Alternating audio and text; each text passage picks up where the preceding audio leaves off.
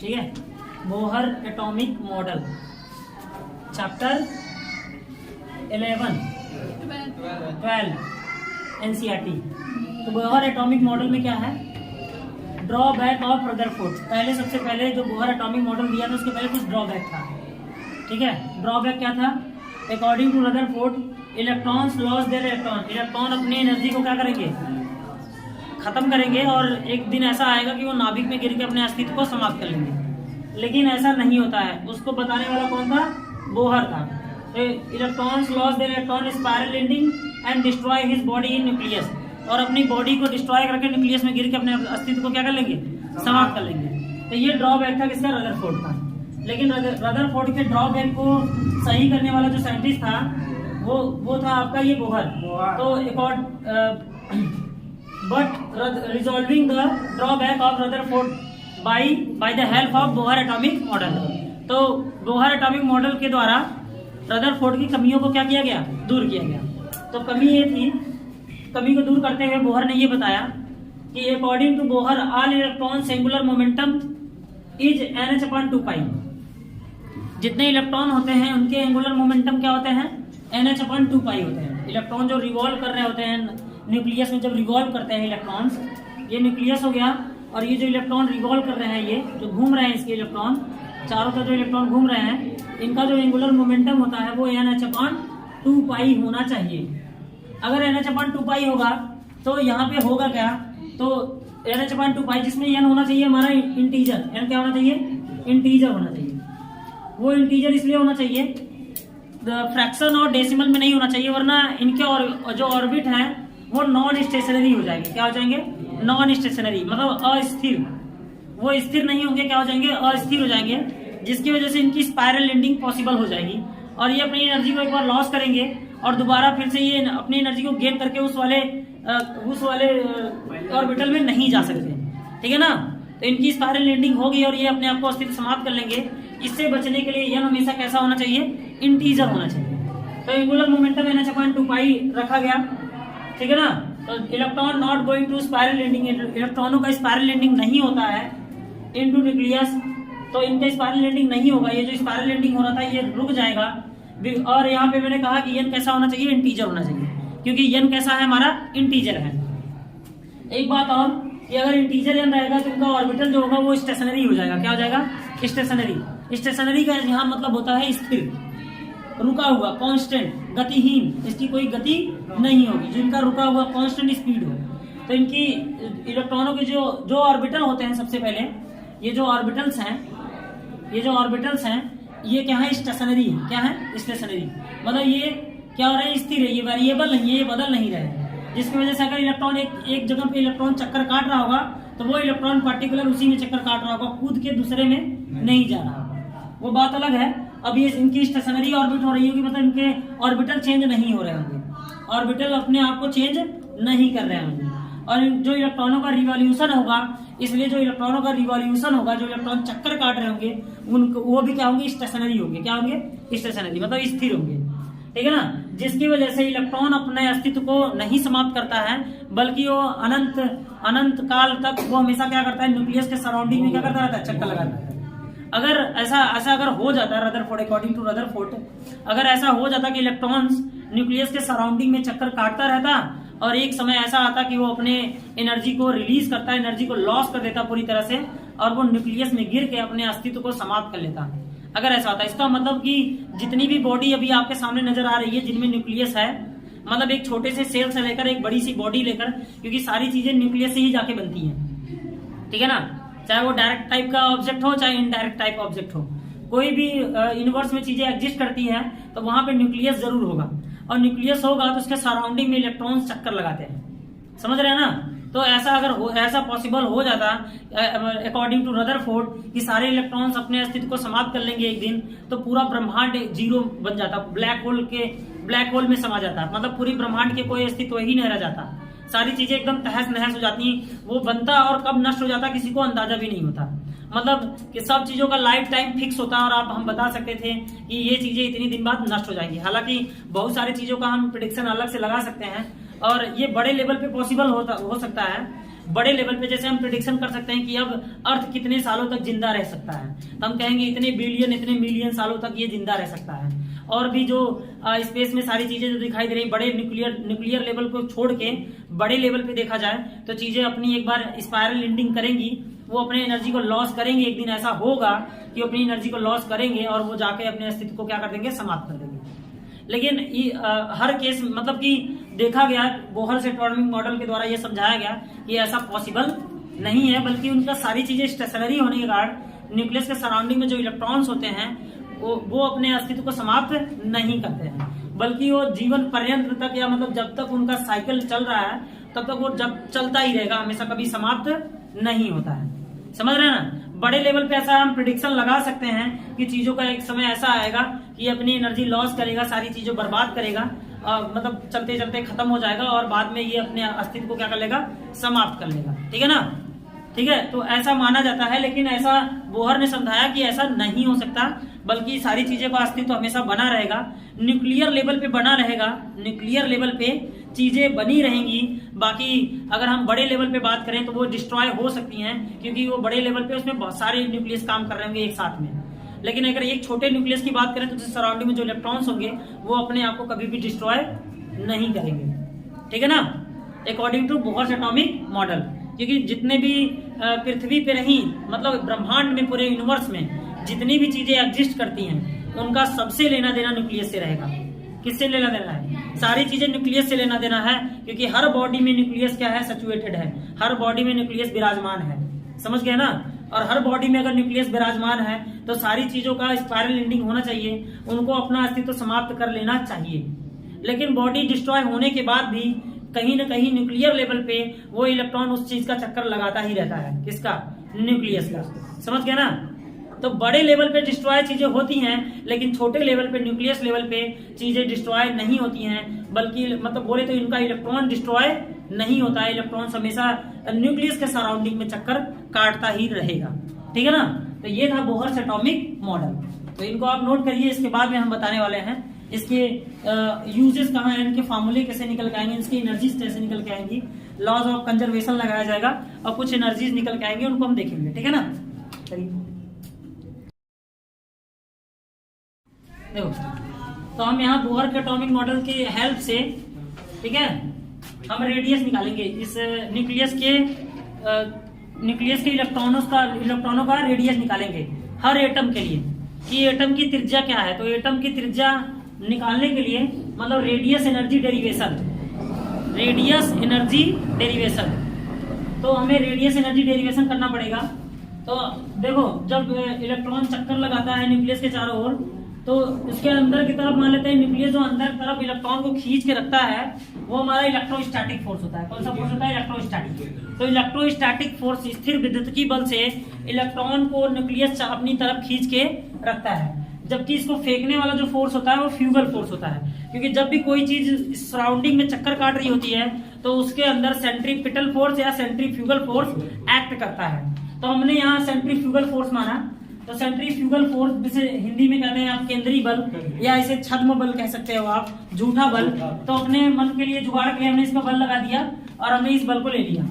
तो हमने कहा कि भाई सेंट्रीफ्यूगल फोर्स बराबर होगा इलेक्ट्रोस्टैटिक फोर्स के। इसी की वजह से ये इलेक्ट्रॉन क्या है, एक जगह पे स्थिर है और ये रिवॉल्यूशन कर पा रहा है। तो हमने ये कॉन्सेप्ट लगाया, सेंट्रीफ्यूगल फोर्स का कॉन्सेप्ट लगाया, और हमने कहा कि भाई इलेक्ट्रोस्टैटिक फोर्स होता है Q1 × Q2 अपॉन r²। मैंने Q को क्या रखा यहाँ पे, मैंने Q को रखा है यहाँ पे E, इलेक्ट्रॉन। Q को मैंने कहा इलेक्ट्रॉन है, E × E और × K, और मैंने यहाँ Z लगा दिया क्वांट। मैंने Z को कहा, Z हमारा है परमाणु क्रमांक। क्या है? परमाणु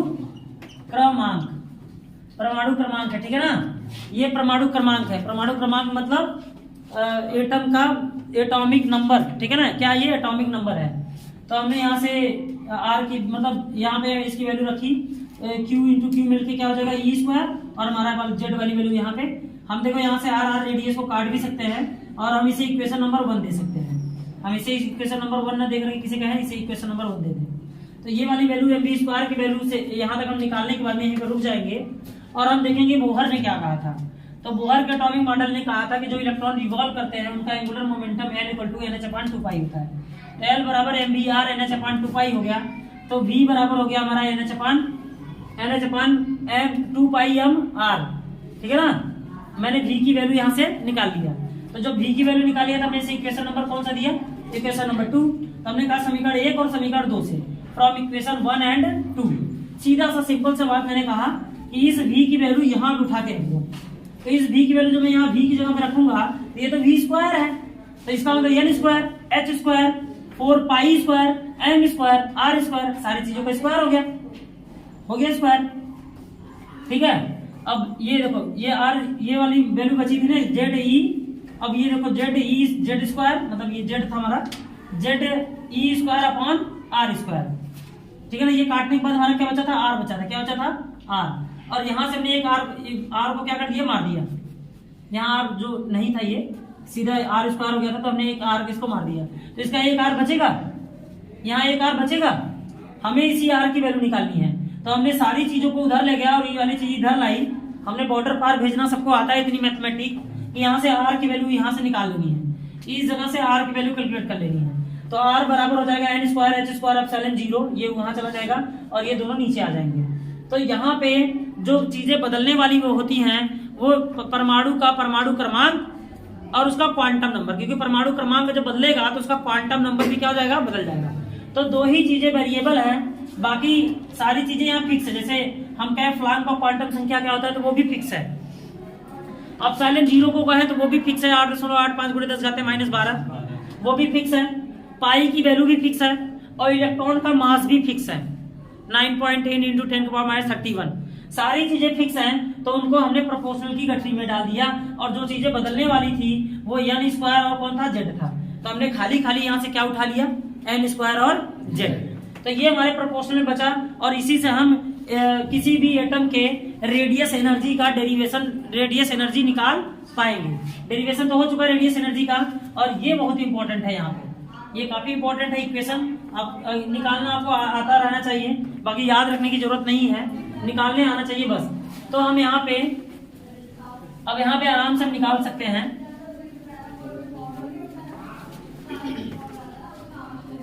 देखिए अब हमने कहा कि हमारे पास इक्वेशन क्या है, हमारे पास इक्वेशन 1 है।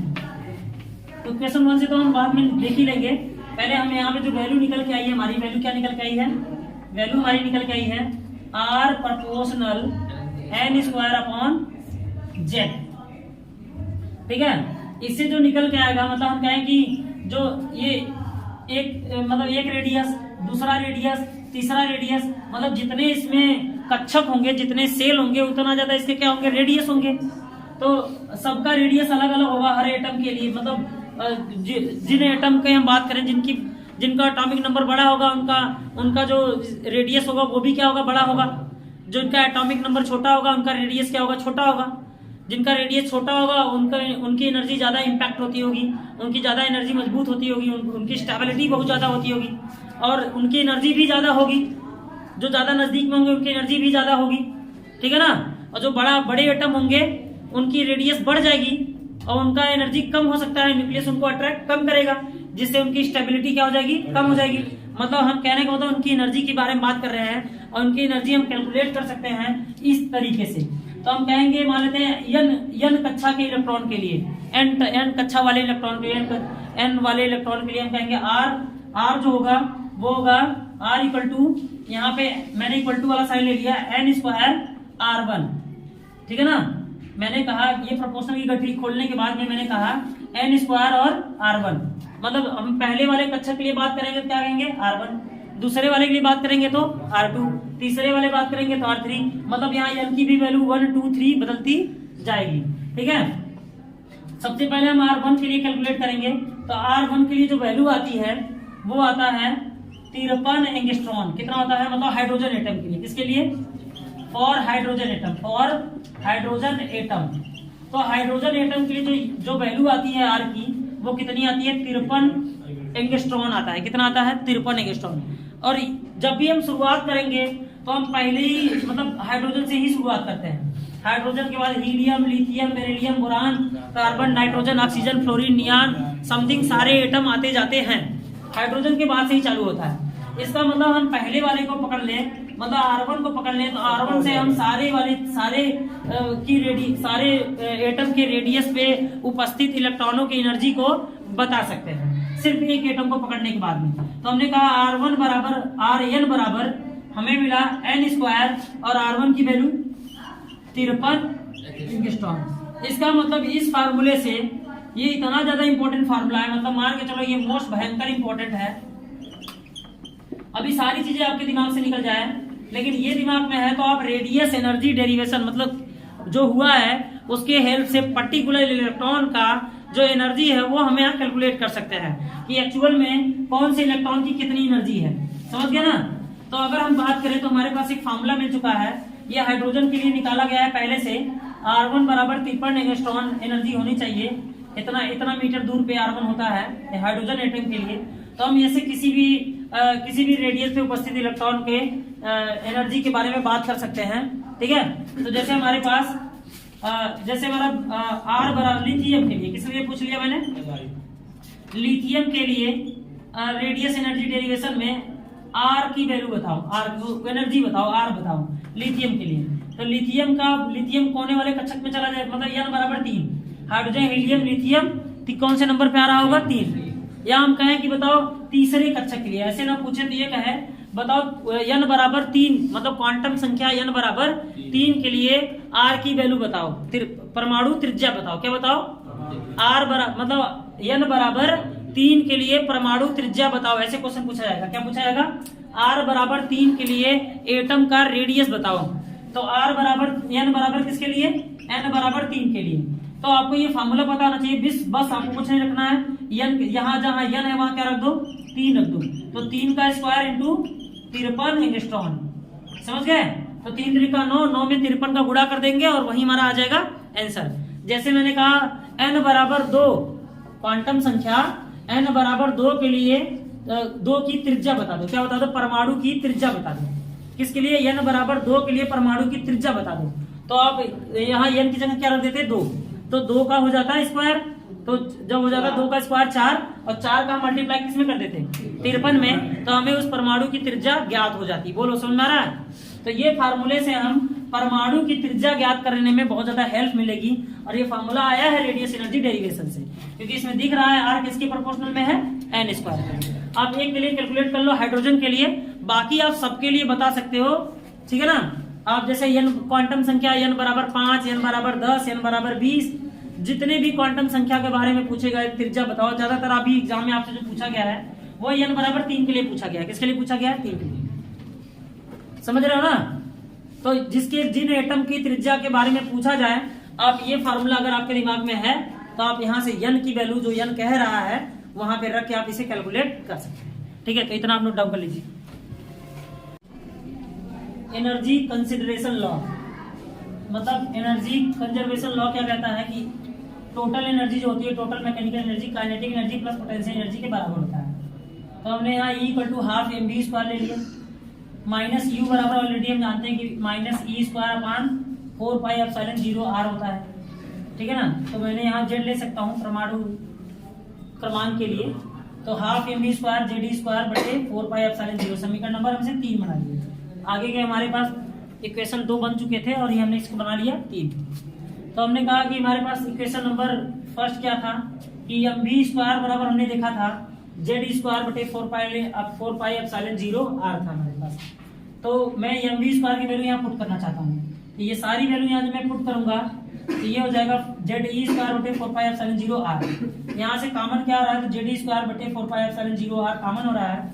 तो अंदर बचा 1/2 -1। इसे हम सॉल्व करेंगे तो 2 1 का 2 में से 1 गया तो 1/2 माइनस का, तो यहाँ पे आ गया माइनस का 1/2। सारी वैल्यू हमने यहाँ लिख दी Ze²/4πε0r इंटू 1/2। 1/2 का उधर मल्टीप्लाई करेंगे तो हो जाएगा 1/8।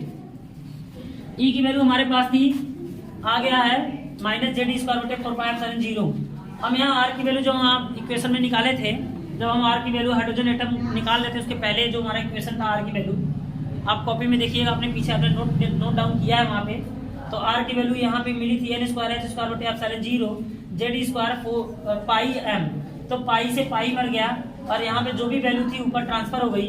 तो यहाँ पे Z² ई के घाते 4, 8 epsilon 0, n square h square epsilon 0। सारी वैल्यू कांस्टेंट है, सिर्फ h को z को छोड़ के और n को छोड़ के।